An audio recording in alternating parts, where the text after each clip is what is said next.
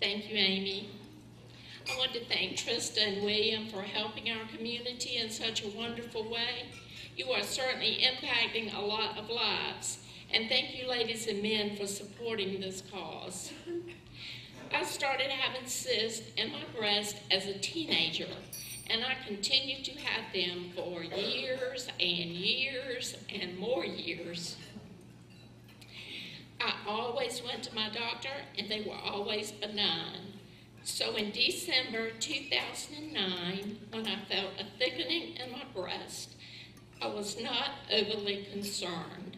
We had a lot going on in our family, and I made the decision to wait until my checkup and able to have it checked.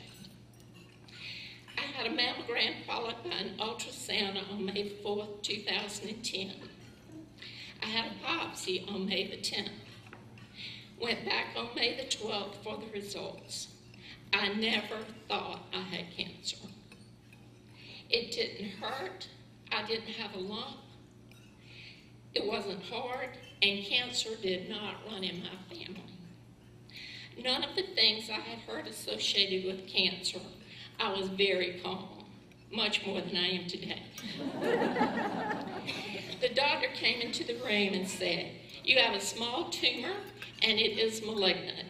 It is stage 1, and we don't think it has spread to the lymph nodes, but it is invasive lobular carcinoma, and it is estrogen-fed. The recommendation is a lumpectomy followed by radiation." I was in such a state of shock, I could not think of a single question to ask. My mind just went blank. I did, however, go home and do enough research to find out that this is the second most common type of breast cancer and represents 10 to 15% of diagnosed cases.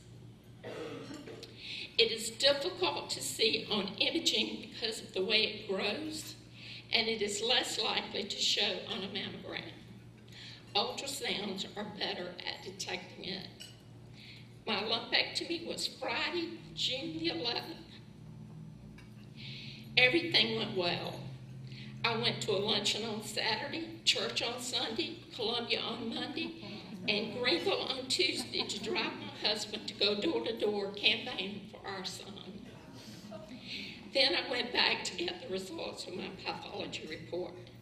My wonderful surgeon walked into the room and said, "I am so sorry. The margins are not clear, and we will need to do more surgery." I had a mastectomy on July the 14th. The good news was I would not need to have radiation or chemo. I would take tamoxifen for 5 years.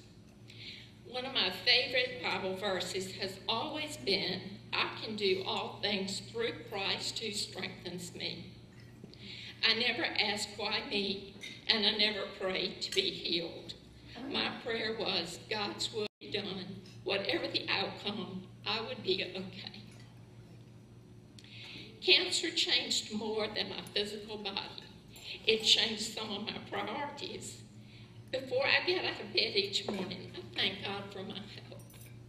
I try to be a little kinder and more thoughtful than before, and I try to make each day count for good. None of us knows what the future holds, but I do know who holds my future. 1 out of every 8 women will develop breast cancer. As you look around this room, that would be about 1 from each table. 1 out of every 25 will die from it. The key to reducing these numbers is early detection. 3 things I hope you will remember from today. Get your mammogram yearly and on time. Examine your breasts monthly. You know your body better than anyone else. If you feel something that isn't right for you, have it checked immediately. Don't wait. Early detection can save your life. Since this is an uplifting event, I want to leave you with an uplifting thought. Men, cover your ears. weeks after my mastectomy, I was at the gym working out when a sweet lady came over and said, "Can I ask you a question?" And I said, "Sure." And she said, "How do you make both sides look the same?" Thank you.